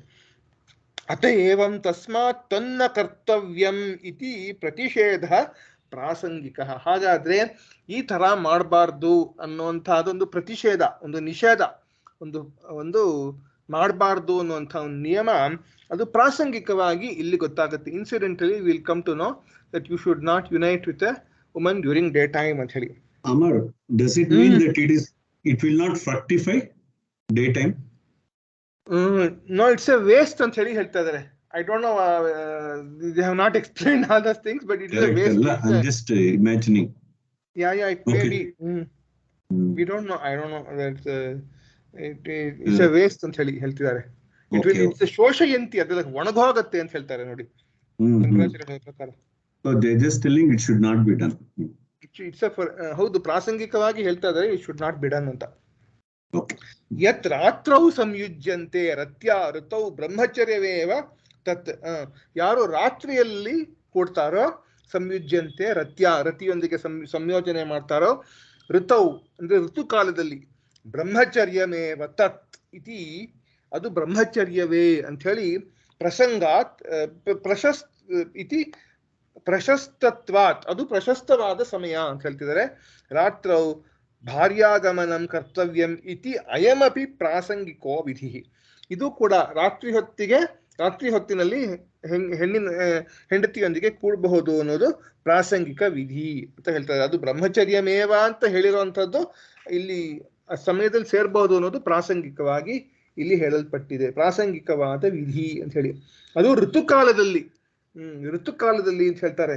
ವಾಟ್ ಈಸ್ ಋತುಕಾಲ ಅಂದ್ರೆ ಋತುಕಾಲ ಅಲ್ಲದ ಕಾಲದಲ್ಲಿ ಕೂಡಬಾರ್ದು ಅಂತ ಹೇಳುತ್ತೆ. ಏನು ಋತುಕಾಲ ಅಂತಂದ್ರೆ ಇದೆಲ್ಲ this should all be told at the time of ಯುವಕನಾಟ್ ಸಮಯದಲ್ಲಿ ಹೇಳಿರ್ಬೇಕು. ಬಟ್ ಯಾರು ಹೇಳೋರೇ ಇಲ್ಲ ಇದನ್ನೆಲ್ಲ. ಇವಾಗ ವಿಷ್ಣು ಪುರಾಣದಲ್ಲಿ ಒಂದು ಮಾತು ಬರುತ್ತೆ. ಏನು ಅಂತಂದ್ರೆ ಪಕ್ಷ ಇದೆಯಲ್ಲ, ಶುಕ್ಲ ಪಕ್ಷ, ಕೃಷ್ಣ ಪಕ್ಷ, ಇವುಗಳಿದೆಯಲ್ಲ, ಈ ಪಕ್ಷಗಳಲ್ಲಿ ಕೆಲವು ದಿನಗಳಲ್ಲಿ, ಕೆಲವು ತಿಥಿಗಳಲ್ಲಿ ತಿಥಿಗಳ ಲಿಸ್ಟ್ ಕೂಡ ಕೊಟ್ಟಿದ್ದಾರೆ ಆ ವಿಷ್ಣು ಪುರಾಣದಲ್ಲಿ. ಈ ತಿಥಿಗಳಲ್ಲಿ ಹೆಣ್ಣಿನ ಜೊತೆ ಕೂಡಬಹುದು ಅಂತ ಹೇಳುತ್ತೆ, ಮತ್ತೆ ಈ ತಿಥಿಗಳಲ್ಲಿ ಕೂಡಬಾರ್ದು ಅಂತಲೂ ಹೇಳುತ್ತೆ. ಸೊ ಇವಾಗೆಲ್ಲ ಯಾರು ಅದನ್ನ ಅಬ್ಸರ್ವ್ ಮಾಡ್ತಾರೋ ಅಲ್ವೋ ಗೊತ್ತಿಲ್ಲ. ಅದಕ್ಕೆ ಆ ಥರ ಕೂಡಿದ್ರೆ ಏನಾಗತ್ತೆ, ಒಳ್ಳೆ ಸತ್ಪ್ರಜೆಗಳು ಒಳ್ಳೆ ಪ್ರಜೆಗಳು ಹುಟ್ತಾರೆ ಅಂತ ಹೇಳಿ ಆ ಥರ ಒಂದು ನಂಬಿಕೆ. ಇವಾಗ ಋತುಕಾಲ ಅನ್ನೋದಕ್ಕೆ ಒಂದು ಕಥೆ ಜ್ಞಾಪಕ ಬರುತ್ತೆ. ನಮ್ಮ ಮೇಷ್ಟ್ರು ಹೇಳ್ತಾ ಇದ್ರು ಈ ಕಥೆನ, ಯೋಗ ಮಾಸ್ಟ್ರು. ಏನ್ ಕಥೆ ಅಂತಂದ್ರೆ, ಒಂದು ಸಮುದ್ರ ನದಿ ತೀರ, ಒಂದು ನದಿ ತೀರ ಇರುತ್ತೆ. ಆ ನದಿ ತೀರದಲ್ಲಿ ಸಂಜೆ ಹೊತ್ತು, ಒಂದು ಸಂಜೆ ಇನ್ನೇನು ಸೂರ್ಯ ಮುಳುಗೋ ಸಮಯದಲ್ಲಿ ಒಬ್ಬ ಬ್ರಾಹ್ಮಣ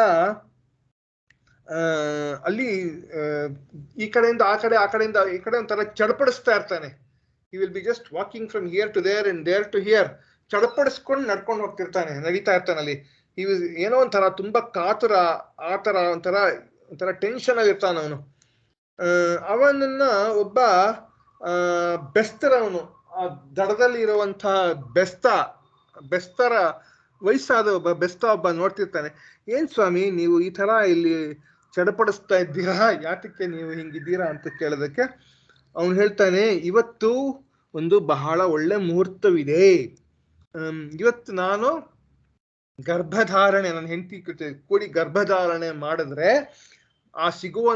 ಬರುವಂತಹ ಮಗ ಯಾವ ಹುಟ್ಟಾನೋ ಅವನು ಚಕ್ರವರ್ತಿ ಆಗ್ತಾನೆ ಅಂತ ಹೇಳಿ ನನಗೆ ಜ್ಯೋತಿಷ್ ಶಾಸ್ತ್ರದಿಂದ ಗೊತ್ತಾಗಿದೆ ಅಂತ ಹೇಳ್ತಾನೆ. ಅವಾಗ ನನಗೆ ಈ ಉಕ್ಕಿ ಹರಿತಿರೋ ನದಿ ದಾಟಕ್ಕೆ ಆಗ್ತಾ ಇಲ್ವಲ್ಲ ಅಂತ ಹೇಳಿ ನನಗೆ ಬೇಜಾರಾಗ್ತಿದೆ. ನನಗೆ ಯಾವಾಗ ಈ ಪ್ರವಾಹ ಕಮ್ಮಿ ಆಗುತ್ತೋ ನಾನು ಆ ಕಡೆ ಈಜ್ಕೊಂಡು ಹೋಗಿ ನನ್ನ ಹೆಂಡತಿ ಮನೆಗೆ ಹೋಗ್ಬೋದು ಅಂತ ಹೇಳಿ ನಾನು ಕಾಯ್ತಾ ಇದ್ದೀನಿ ಅಂತ ಹೇಳ್ತಾನೆ ಅವನು ಬ್ರಾಹ್ಮಣ. ಅವಾಗ ಇನ್ನೇ ಪ್ರವಾಹ ಕಮ್ಮಿ ಆಗ್ತಾ ಇಲ್ಲ. ಇನ್ನೇನು ರಾತ್ರಿ ಆಗ್ತಾ ಬಂತು. ರಾತ್ರಿ ಆದ್ಮೇಲೆ 7 ಗಂಟೆ 8 ಗಂಟೆ ಆದ್ಮೇಲೆ ಪ್ರವಾಹ ಈಜ್ಕೊಂಡು ಹೋಗಕ್ ಆಗೋದಿಲ್ಲ. ಅವಾಗ ನೋಡ್ತಾನೆ ಬೆಸ್ತರವನು. ಅವನು ಹೇಳ್ತಾನೆ, ನೋಡಿ ಸ್ವಾಮಿ, ನಮ್ಮ ಮನೆಯಲ್ಲಿ ಒಬ್ಬ ಹುಡುಗಿ ಇದ್ದಾಳೆ, ಒಬ್ಬ ಯುವತಿ ಕನ್ಯೆ ಇದ್ದಾಳೆ. ನಿಮ್ಗೆ ಅವಳು, I will give her to you. ನಿಮ್ಗೆ ಇಷ್ಟು ಏನದು ಮುಹೂರ್ತ, ಚಕ್ರವರ್ತಿಯನ್ನ ಅದು ಚಕ್ರವರ್ತಿ ಗರ್ಭಧಾರಣೆ ಆಗತ್ತೆ ಅನ್ನೋ ಮುಹೂರ್ತ ಇತ್ತು ಅಂತಂದ್ರೆ ನನ್ಗೆ ನನ್ನ ಮಗಳನ್ನು ಕೊಡ್ತೀನಿ, ಇವತ್ತು ನೀವು ಇರಿ ಅವಳ ಜೊತೆ ಅಂತ ಹೇಳ್ತಾನೆ ಅವನು ತಂದೆ, ಬೆಸ್ತರವನು. ಸರಿ ಅಂತ he cannot, this Brahmin cannot go there. ಅವನು ಈ ಬೆಸ್ತರ ಹುಡುಗಿ ಜೊತೆನಲ್ಲೇ ಆ ರಾತ್ರಿಯನ್ನ ಕಳೀತಾನೆ. ಆಮೇಲೆ ಅವರು ಹುಟ್ಟಿರೋಂಥ ಮಗು ಯಾವುದು ಅಂತಂದ್ರೆ ಅದೇ ಶಾಲಿವಾಹನ ಅಂತ ಹೇಳೋರು. ಶಾಲಿವಾಹನ ಶಕೆ ಅಂತ ಯಾವ ಶುರುವಾಗಿದೆಯೋ ನಮ್ದು ಕ್ಯಾಲೆಂಡರ್, ಶಾಲಿವಾಹನ ಕ್ಯಾಲೆಂಡರ್ ಆಗಿರೋದು ಅದು ಬ್ರಾಹ್ಮಣ ತಂದೆಗೂ ಬೆಸ್ತ ಕನ್ಯೆಗೂ ಹುಟ್ಟಿದಂಥ ಮಗು ಆ ಪ್ರಶಸ್ತ ಮುಹೂರ್ತದಲ್ಲಿ ಅಂತ ಹೇಳಿ. ಸೊ ಆ ಗರ್ಭಧಾರಣ ಮುಹೂರ್ತವು ಕೂಡ ಅಷ್ಟು ಪ್ರಶಸ್ತವಾದದ್ದು ಅಂತ ಹೇಳಿ ನಮ್ಮ ಮೇಷ್ಟ್ರು ಹೇಳ್ತಾ ಇದ್ರು ಆ ಕಥೆನ. ಅದೇನೇ ಋತುಕಾಲ ಅನ್ನೋದು it's A very sacred moment. ಅದು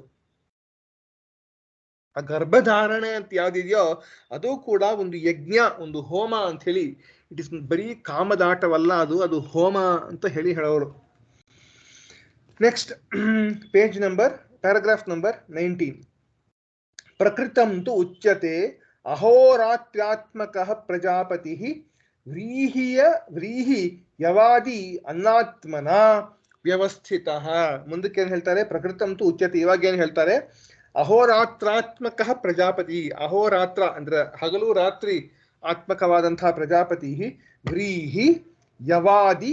ವ್ರೀಹಿ ಯವ ಅಂತಂದ್ರೆ ಭತ್ತ, ಜವೆ, ಗೋಧಿ, ಯವ ಆದಿ ಅನ್ನಾತ್ಮನ ಮತ್ತು ಅನ್ನ ಮುಂತಾದ ಅನ್ನ ರೂಪಗಳಿಂದ ವ್ಯವಸ್ಥಿತ ರೂಪದಿಂದ ನೆಲೆ ನಿಂತಿರುತ್ತಾನೆ, ಪರಿಣಾಮವಾಗಿ ನಿಂತಿರುತ್ತಾನೆ ಅಂತೇಳಿ. ಏವಂ ಕ್ರಮೇಣ ಪರಿಣಮ್ಯ, ಹೀಗೆ ಪರಿಣಮಿಸಿ ಅಂತೇಳಿ. ಅನ್ನಂ ವೈ ಪ್ರಜಾಪತಿ. ಪ್ಯಾರಾಗ್ರಾಫ್ ಪೇಜ್ ನಂಬರ್ 25, ಮಂತ್ರ 14. ಅನ್ನಂ ವೈ ಪ್ರಜಾಪತಿ ತತೋಹ ವೈ ತದ್ರೇತಸ್ತಸ್ಮಾದಿಮಾಹ ಪ್ರಜಾಹ ಪ್ರಜಾಯಂತ ಇತಿ ಅಂತ ಹೇಳಿ. ಅನ್ನವೇ ಪ್ರಜಾಪತಿಯ. ಅನ್ನದಿಂದ ಅದರಿಂದ ಬಂದಿರುವಂತಹದ್ದು ರೇತಸ್ಸು. ರೇತಸ್ ಅಂದ್ರೆ ವೀರ್ಯ. ಅದರಿಂದಲೇ ಈ ಪ್ರಜೆಗಳು ಉಂಟಾಗುವರು ಅಂತ ಹೇಳಿ ಅರ್ಥ. ಅನ್ನಂ ವೈ ಪ್ರಜಾಪತಿ ತತೋಹ ವೈ ತದ್ ರೇತಃ ತಸ್ಮಾದ್ ಇಮಾಹ ಪ್ರಜಾಹ ಪ್ರಜಾಯಂತೆ ಅಂತ ಹೇಳಿ. ಅನ್ನದಿಂದ ರೇತಸ್ ಬರುತ್ತೆ ಅಂದ್ರೆ ವೀರ್ಯ. ವೀರ್ಯದಿಂದ ಪ್ರಜೆಗಳು ಹುಟ್ಟುತ್ತಾರೆ ಅಂತ ಹೇಳಿ ಹೇಳ್ತಾ ಇದೆ ಈ ಮಂತ್ರ. 20th one. ಸಿ ಅದನ್ನೇ ನಾನು ಹೇಳಿದ್ದು, ಇಂಥ ಒಂದು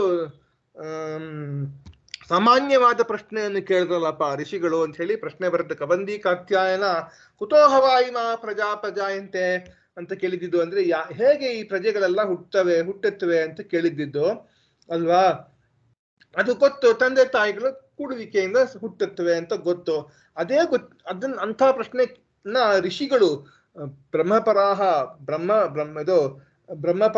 ಬ್ರಹ್ಮನಿಷ್ಠಾಹ ಪರಂಬ್ರಹ್ಮ ಅನ್ವೇಷಮಾಣಾಹ ಕೇಳುವಂತಹ ಪ್ರಶ್ನೆನ ಅದು ಅಂತ ಕೇಳಿದ್ರೆ, ಇವಾಗ ಬಂತು ಈ ಪ್ರಶ್ನೆಗೆ ಉತ್ತರ.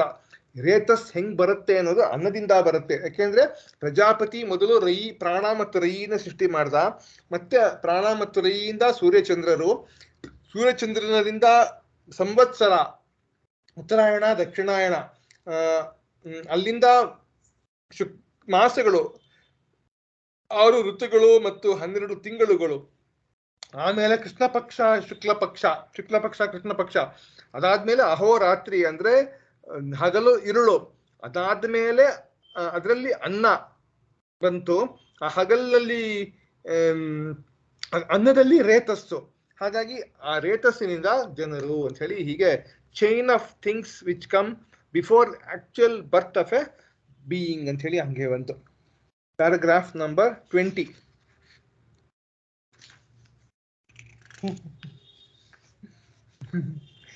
ತದ್ ಅನ್ನಂ ವೈ ಪ್ರಜಾಪತಿ.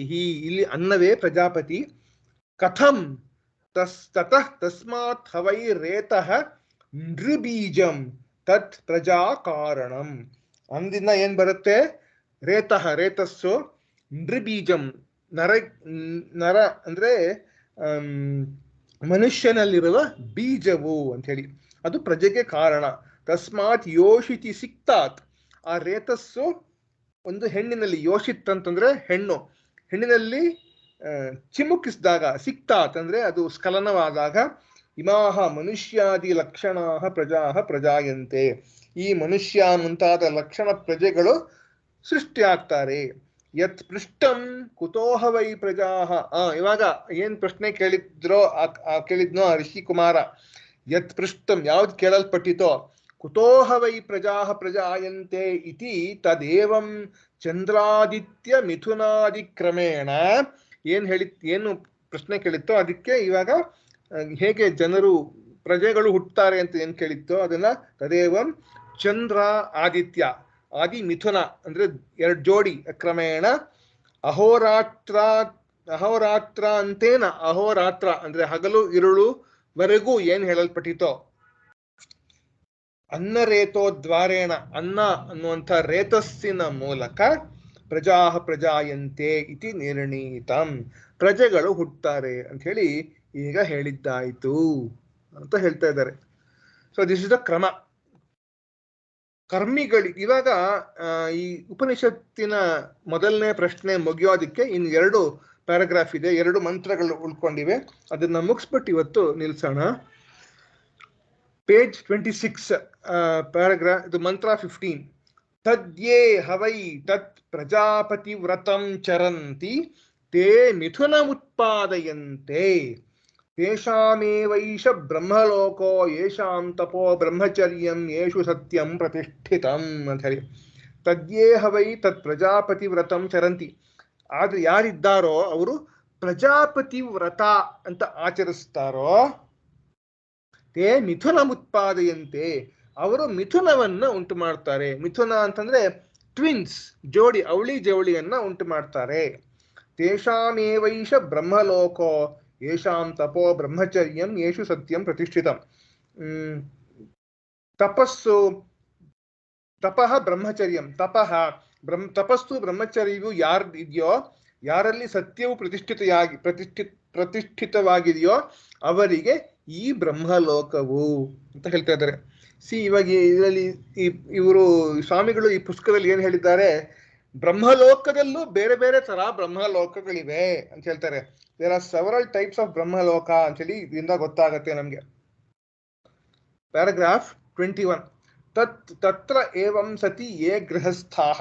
ಈ ರೀತಿ ಯಾವ ಗೃಹಸ್ಥರು, ಮುಂದೆ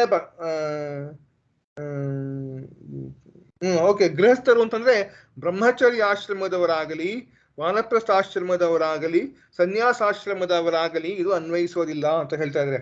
ಯೇ ಗೃಹಸ್ಥಾಃ ಅಂತ ಕ್ಲಿಯರ್ ಆಗಿ ಹಾಕಿರೋದ್ರಿಂದ. ಹವೈ ಇತಿ ಪ್ರಸಿದ್ಧ ಸ್ಮರಣಾರ್ಥೌ ನಿಪಾತೌ ಅಂತ ಹೇಳಿ. ವೈ ಅಂತಿದೆಯಲ್ಲ, ಹವೈ ಅಂತಂದ್ರೆ ಪ್ರಸಿದ್ಧವಾಗಿದೆ, ದಿಸ್ ಇಸ್ ವೆಲ್ ನೋನ್ ಅಂತ ಹೇಳಿ. ಸ್ಮರಣಾರ್ಥವು ಅದು ನಿಪಾತಗಳು, ಎರಡು ವ್ಯಾಕರಣ ವಿಶೇಷಗಳು, ವ್ಯಾಕರಣ ಪದಗಳು. ಸ್ಮರಣಾರ್ಥ ಅಂತ ಹೇಳಿ ಅರ್ಥ, ನೆನಪು ಕೊಡುವುದಕ್ಕೋಸ್ಕರವಾಗಿ ಇರುವಂತಹ ಪದಗಳು. ತತ್ ಪ್ರಜಾಪತೇಃ ವ್ರತಂ ಋತೌ ಭಾರ್ಯಾಗಮನಂ ಚರಂತಿ.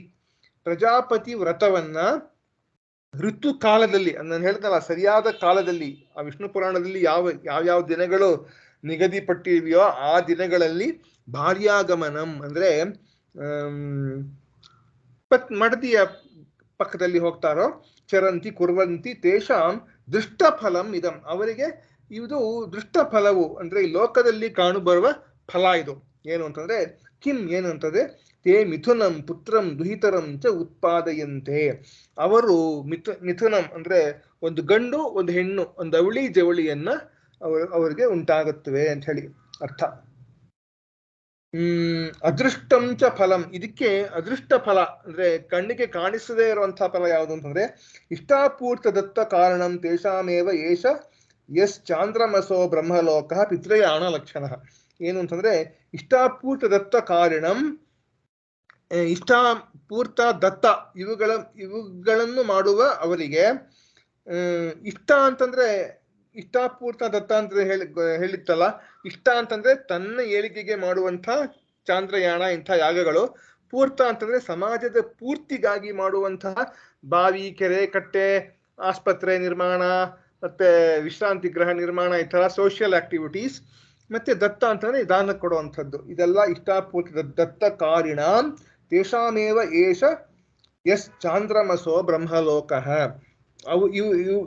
ಇವುಗಳನ್ನು ಮಾಡುವಂಥ ಅವರಿಗೆ ಚಂದ್ರನ ಸಂಬಂಧವಾಗಿರುವ ಬ್ರಹ್ಮಲೋಕ, ಪಿತೃಯಾಣ ರೂಪವಾದ ಬ್ರಹ್ಮಲೋಕ ಅಂತೇಳಿ. ಬ್ರಹ್ಮಲೋಕ ಅಂದ್ರೆ ನಮ್ಗಿಂತ ಮೇಲ್ಗಡೆ ಲೋಕ, ಯಾವುದೋ ಒಂದು ಲೋಕದಲ್ಲಿ, ಆದ್ರೆ ಪಿತೃಯಾಣ ಲೋಕ. ಪಿತೃಯಾಣ ಲೋಕ ಅಂತಂದ್ರೆ ಮತ್ತೆ ಭೂಲೋಕಕ್ಕೆ ಬರುವಂತಹ ಲೋಕವೇ ಆಗಿರದೆ, ಅದು ದೇವಯಾನ ಲೋಕವಲ್ಲ, ಅದು ಪಿತೃಯಾಣ ಲಕ್ಷಣ. ಯೇಷಾಂ ತಪಃ ಸ್ನಾತಕ ವ್ರತಾದಿ ಬ್ರಹ್ಮಚರ್ಯಂ ಋತೋರನ್ಯತ್ರ ಮೈಥುನ ಅಸಮಾಚರಣಂ ಅಂತ ಹೇಳಿ. ಯೇಷಾಂ ತೇಷು ಸ್ನಾತಕ ವ್ರತಾದಿ ಅಂದ್ರೆ ಬ್ರಹ್ಮಚರ್ಯ ವ್ರತವನ್ನ ಬಿಟ್ಟು ಗೃಹಸ್ಥಾಶ್ರಮಕ್ಕೆ ಬಂದಿರ್ತಾರಲ್ಲ ಅವರು, ಹೊರತು ಬ್ರಹ್ಮಚರ್ಯ ಋತುಕಾಲವನ್ನು ಹೊರತು ಮಿಕ್ಕ ಕಾಲದಲ್ಲಿ ಅಂದ್ರೆ ಮೈಥುನವನ್ನ ಮಾಡದೇ ಇರುವಂಥವ್ರು ಇದ್ದಾರಲ್ಲ, ಯೇಷು ಚ ಅಂಥವ್ರಿಗೆ ಯೇಷು ಚ ಸತ್ಯಂ ಅನೃತವರ್ಜನಂ ಪ್ರತಿಷ್ಠಿತಂ ಅವ್ಯಭಿಚಾರಿತೆಯ ವರ್ತತೆ ನಿತ್ಯಮೇವ ಅಂತ ಹೇಳಿ. ಯಾರಲ್ಲಿ ಸತ್ಯವೂ ಇದೆ, ಸುಳ್ಳನ್ನು ಹೇಳದೆ ಇರುವುದು ಪ್ರತಿಷ್ಠಿತವಾಗಿರುತ್ತೋ, ತಪ್ಪದೆ ಯಾವಾಗಲೂ ನೆಲೆ ನಿಂತಿರುವುದೋ ಅವರಿಗೆ ಬ್ರಹ್ಮಲೋಕವು ಸಿಕ್ಕತ್ತೆ ಅಂತ ಹೇಳಿ ಹೇಳ್ತಾ ಇದ್ದಾರೆ. ಇಲ್ಲಿ foot note number 5 on page 27 ನೋಡಿದ್ರೆ ಬ್ರಹ್ಮಲೋಕವೆಂದರೆ ಹೆಚ್ಚಿನ ಲೋಕವು, ಆ ಬ್ರಹ್ಮಲೋಕವೆಂದರೆ ಇಲ್ಲಿನ ಚಂದ್ರಲೋಕವು ಅಂತ ಹೇಳ್ತಾರೆ. ಇನ್ನೊಂದು ಕಡೆ ಎಲ್ಲೋ ಒಂದು ಕಡೆ ನಾನು ನೋಡಿದ್ದೆ, ಪೇಜ್ 28 ಅಲ್ಲಿ ಲಾಸ್ಟ್ ಫುಟ್ ನೋಟ್ ನಂಬರ್ 6 ತೆಗೆದ್ರೆ ಬಹುಕಾಲವಿರುವ ಈ ಬ್ರಹ್ಮಲೋಕ ಅಂತ ಹೇಳ್ತಾರೆ. ಈ ಬ್ರಹ್ಮಲೋಕ ಆ ಬ್ರಹ್ಮಲೋಕ ಎಂಬ ವಿಶೇಷಣಗಳಿಂದ ಬೇರೆ ಬೇರೆ ಬ್ರಹ್ಮಲೋಕಗಳನ್ನು ನಾವು ಗ್ರಹಿಸಬೇಕು ಅಂತ ಹೇಳಿ. ಎಷ್ಟು ಬ್ರಹ್ಮಲೋಕ ಇದೆ ಅಂತ ಇಲ್ಲಿ ಕ್ಲಿಯರ್ ಆಗಿ ಹೇಳಿಲ್ಲ, ಆದ್ರೆ ಒಂದು ಊರ್ಧ್ವ ಲೋಕಗಳು, ಒಂದು ಚಂದ್ರಲೋಕ, ಹೀಗೆ ಒಂದು ಎಲ್ಲ ಚತುರ್ಮುಖ ಬ್ರಹ್ಮನ ಸತ್ಯಲೋಕ ಅನ್ನೋದೇ ಅಂತ ಹೇಳಕ್ಕಾಗಲ್ಲ. ಅದಕ್ಕೂ ಕೂಡ ಒಂದು ಕೊನೆ ಇದೆಯಲ್ಲ, ಹಾಗಾಗಿ ಅದೇ ಅಂತ ಹೇಳಕ್ಕಾಗಲ್ಲ. ಆದ್ರೆ ಯಾವುದೋ ಒಂದು ಲೋಕ ಇದು ಅಂತ ಹೇಳಿ ಅರ್ಥ. ಮಂತ್ರ 16 ಇವಾಗ ಒಂದು ಮುಖ್ಯವಾದ ವಿಷಯ ಬರುತ್ತೆ. 3 ಇರಬಾರ್ದು, 3 ಕೆಟ್ಟ ಗುಣಗಳು ಇರಬಾರ್ದು ಅಂತ ಬರುತ್ತೆ. ತೇಷಾಮಸೌ ವಿರಜೋ ಬ್ರಹ್ಮಲೋಕೋ ನಯೇಶು ಜಿಹ್ಮ ಅನೃತಂ ನ ಮಾಯಾಚ ಇತಿ. ಅವರಿಗೆ ಜಿಹ್ಮ ಆಗಲಿ ಅನೃತ ಆಗಲಿ ಮಾಯಾ ಅನ್ನೋದು ಇಲ್ಲ ಅಂತ ಹೇಳಿ. ಯಾರಿಗೆ ಜಿಹ್ಮ ಅಂದ್ರೆ ಜಹ್ಮ ಅಂದ್ರೆ ಕಪಟ, ಅಂದ್ರೆ ಡಂಭಾಚಾರ, ಒಂಥರ ವಕ್ರಭಾವ ಇದೆಯಲ್ಲ, ಕೌಟಿಲ್ಯ ಅಂದ್ರೆ ಕುಟಿಲತೆ ಇರುತ್ತೋ, ಅನೃತಂ ಅಂದ್ರೆ ಸುಳ್ಳು ಹೇಳೋದು, ಮಾಯಾ ಅಂತಂದ್ರೆ ಹೇಳ್ತೀನಿ, ಮಾಯಾ ಅಂದ್ರೆ ಹೇಳ್ತೀನಿ ಬಂದಾಗ. ಜಿಹ್ಮ ಅನೃತ ಮಾಯಾ ಯಾರಿಗೆ ಇಲ್ವೋ, ಇಂಥವು ಇಲ್ಲವೋ ಅವರಿಗೆ ಈ ವಿರಜಂ ಬ್ರಹ್ಮಲೋಕ, ವಿರಜೋ ಬ್ರಹ್ಮಲೋಕ, ವಿರಜ ರಜಸ್ ಇಲ್ಲದೆ ಇರುವಂತಹ ಬ್ರಹ್ಮಲೋಕ. ರಜಸ್ ಅಂದ್ರೆ ಒಂದ್ ರೀತಿ ಮಲ, ಒಂದು ರೀತಿ ಕೊಳೆ ಅಂದ್ರೆ ಕಶ್ಮಲವಿಲ್ಲದೆ ಇರುವಂತಹ ಬ್ರಹ್ಮಲೋಕ ಸಿಗತ್ತೆ ಅಂತ ಹೇಳ್ತಾರೆ. ತೇಷಾಮಸೋ ವಿರಜೋ ಬ್ರಹ್ಮಲೋಕ ನಯೇಶು ಜಿಹ್ಮ ಅನೃತಂ ನ ಮಾಯಾಚ ಇತಿ ಅಂತ ಹೇಳಿ. ಪ್ಯಾರಾಗ್ರಾಫ್ 22. ಯಸ್ತು ಪುನಃ ಆದಿತ್ಯ ಉಪಲಕ್ಷಿತ ಉತ್ತರಾಯಣ ಪ್ರಾಣಾತ್ಮ ಭಾವ ವಿರಜ ಶುದ್ಧ ನ ಚಂದ್ರ ಬ್ರಹ್ಮಲೋಕವತ್ ರಜಸ್ವಲ ವೃದ್ಧಿಕ್ಷಯುಕ್ತ ಅಸೌ ತೇಷಾಂ ಅಂತ ಹೇಳಿ. ಇವಾಗ 2 ತರ ಬ್ರಹ್ಮಲೋಕ ತೋರಿಸ್ತಾ ಇದ್ದಾರೆ ಇಲ್ಲಿ. ಒಂದು ರಜಸ್ವಲ ಅಂದ್ರೆ ಕೊಳೆಯಿಂದ ಕೂಡಿರುವಂಥದ್ದು, ವೃದ್ಧಿ ಕ್ಷಯ ಲಕ್ಷಣವಾದದ್ದು ಅಂತ ಹೇಳಿ. ಅಂದ್ರೆ ಹೆಚ್ಚಾಗೋದು ಕಮ್ಮಿ ಆಗೋ ಲಕ್ಷಣವನ್ನು ಹೊಂದಿರುವಂತಹದ್ದು ಒಂದು ಬ್ರಹ್ಮಲೋಕ. ಇನ್ನೊಂದು ಅದು ಇಲ್ಲದೆ ಇರುವಂತಹ ಸ್ವಭಾವದ ಬ್ರಹ್ಮಲೋಕ, ಅಂದ್ರೆ ಕೊಳೆಯಿಂದ ಕೂಡಿಲ್ಲದೆ ಇರುವಂಥದ್ದು.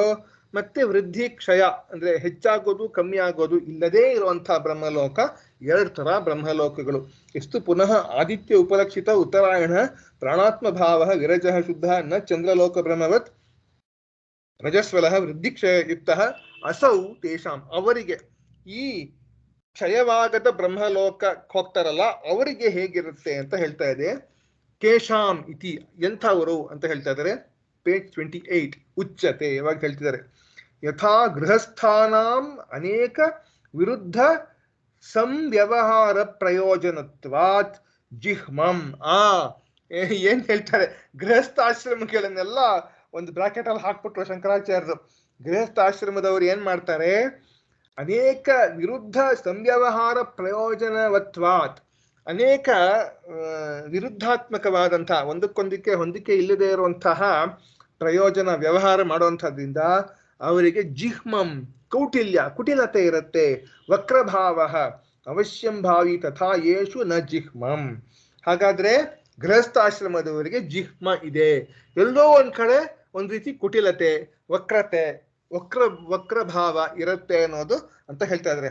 ಹಾಗಾಗಿ ಗೃಹಸ್ಥಾಶ್ರಮದವರಿಗೆ ಇದು ಕಷ್ಟ, ಇದು ಸಾಧ್ಯವಿಲ್ಲ ಅಂತ ಹೇಳ್ತಾರೆ.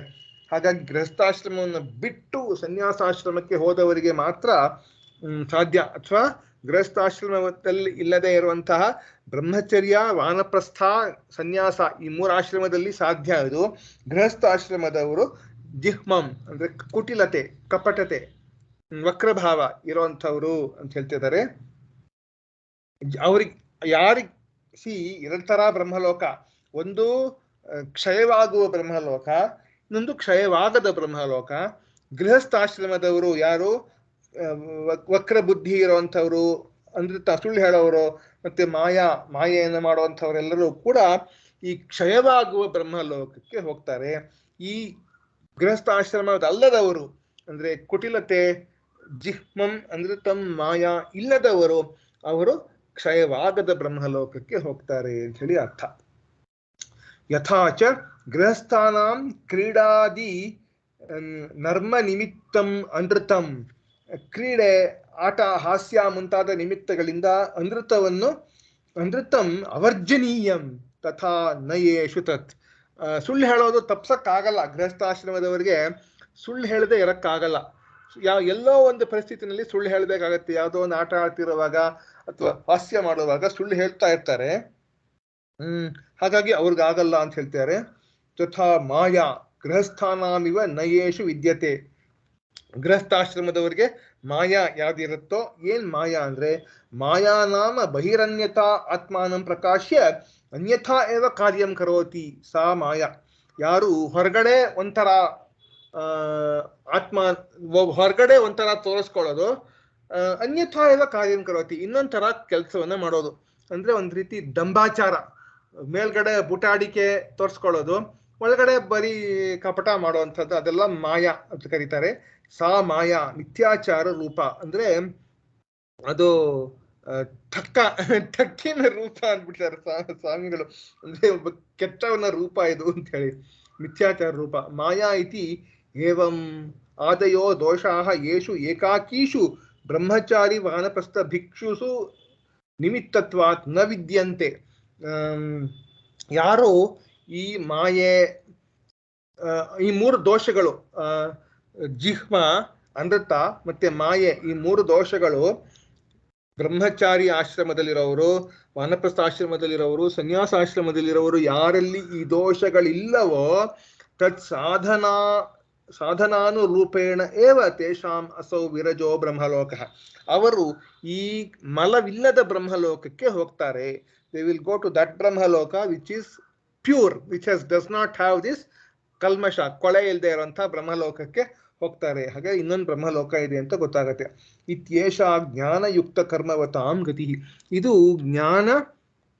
ಜ್ಞಾನದ ಜೊತೆ ಕರ್ಮಾಚರಣೆ ಮಾಡುವಂಥವ್ರು, ಜ್ಞಾನ ಉಪಾಸನೆಯಿಂದ ಕೂಡಿರುವಂತಹ ಕರ್ಮಾಚರಣೆಯನ್ನು ಮಾಡುವರ ಗತಿ ಇದು. ಪೂರ್ವೋಕ್ತಸ್ತು ಬ್ರಹ್ಮಲೋಕ ಕೇವಲ ಕರ್ಮಿಣಾಂ ಚಂದ್ರ ಲಕ್ಷಣ ಇತಿ. ಹಿಂದೆ ಹೇಳಿರುವಂತಹ ಬ್ರಹ್ಮಲೋಕ ಅಂದ್ರೆ ಕೊಳೆ ಮತ್ತೆ ಕ್ಷಯ ವೃದ್ಧಿ ಇರುವಂತಹ ಬ್ರಹ್ಮಲೋಕ ಯಾವ್ದಿದೆಯೋ ಅದು ಕೇವಲ ಕರ್ಮಿಗಳು, ಅಂದ್ರೆ ಜ್ಞಾನ ಉಪಾಸನೆಯಿಂದ ಕೂಡಿಲ್ಲದೆ ಇರುವಂತಹ ಕರ್ಮಿಗಳು ಮಾಡುವ ಕ್ರಿಯೆಗಳಿಂದ ಆ ಬ್ರಹ್ಮಲೋಕ ಪ್ರಾಪ್ತಿ ಆಗುತ್ತೆ. ಮತ್ತೆ ಈ ಜಿಹ್ಮ, ಅನೃತ, ಮಾಯಾ ಈ ಮೂರು ದೋಷಗಳಿಲ್ಲದೆ ಕರ್ಮವನ್ನು ಮಾಡಿ ಉಪಾಸನಾಯುಕ್ತವಾದ ಕರ್ಮವನ್ನು ಮಾಡ್ತಾರಲ್ಲ ಯಾರು ಅಗ್ರಹಸ್ಥರು, ಅಂದ್ರೆ ಬ್ರಹ್ಮಚಾರಿಗಳು ಮತ್ತೆ ವಾನಪ್ರಸ್ಥಾಶ್ರಮಿಗಳು ಮತ್ತೆ ಸನ್ಯಾಸಿಗಳು, ಅವ್ರು ಏನ್ ಮಾಡ್ತಾರೋ ಅದು ಅವರು ವಿರಜವಾದ ಬ್ರಹ್ಮಲೋಕಕ್ಕೆ ಹೋಗ್ತಾರೆ ಅಂತ ಇಲ್ಲಿಗೆ ಈ ಮೊದಲನೇ ಪ್ರಶ್ನೆ, ಕುತೋಹವ ಇಮಾಹ ಪ್ರಜಾಹ ಪ್ರಜಾಯಂತೆ ಅನ್ನೋ ಪ್ರಶ್ನೆ ಮುಗಿಯುತ್ತೆ. ಮುಂದಿನ ಸತಿ ಸೇರಿದಾಗ ಎರಡನೇ ಪ್ರಶ್ನೆ ಏನು ಅಂತ ನೋಡೋಣ. ಎರಡನೇ ಪ್ರಶ್ನೆ ಏನು ಅಂತಂದ್ರೆ ಪ್ರಾಣದ ಬಗ್ಗೆ ಬರುತ್ತೆ. ಶರೀರದಲ್ಲಿರುವ ಪ್ರಾಣಗಳು ಯಾವುವು ಅಂತ ಬರುತ್ತೆ. ಅದನ್ನ ಮುಂದಿನ ಸತಿ ಸೇರಿದಾಗ ನಾವು ವಿಚಾರಿಸೋಣ. ಓಕೆ, ಇಲ್ಲಿ ನಿಲ್ಸೋಣವಾ? ಪ್ರಶ್ನೋಪನಿಷತ್ತು ಬಹಳ ಗಹನವಾದ ಉಪನಿಷತ್ತು. ಅಂದ್ರೆ ಮೇಲ್ನೋಟಕ್ಕೆ ಒಂದು ಅರ್ಥ ಬರುತ್ತೆ, ಒಳಗಡೆ ಅದು ಭಾಷ್ಯವನ್ನು ಓದಿದ್ರೇನೆ ಅದು ನಿಜವಾದ ಅರ್ಥ ಗೊತ್ತಾಗೋದು ಅಂತ ಗೊತ್ತಾಗತ್ತೆ. So we have to be very careful in interpretation of the Prashnopanishad. ಅದಕ್ಕೆ ಓಕೆ. ವಸುದೇವ ಸುತಂ ದೇವಂ ಕಂಸಚಾಣೂರ ಮರ್ದನಂ ದೇವಕೀ ಪರಮಾನಂದಂ ಕೃಷ್ಣಂ ವಂದೇ ಜಗದ್ಗುರುಂ. ಸರ್ವಂ ಶ್ರೀಕೃಷ್ಣಾರ್ಪಣಮಸ್ತು. ಲೋಕಾ ಸಮಸ್ತಾ ಸುಖಿನೋ ಭವಂತು. ಸಮಸ್ತ ಸನ್ಮಂಗಳಾನಿ ಭವಂತು. ಶ್ರೀ ಗುರುಭ್ಯೋ ನಮಃ. ಶ್ರೀ ಗುರುಭ್ಯೋ ನಮಃ. ಬಾಯ್. ಥ್ಯಾಂಕ್ ಯು ಅಮ್ಮ. ಬಾಯ್. Thank you.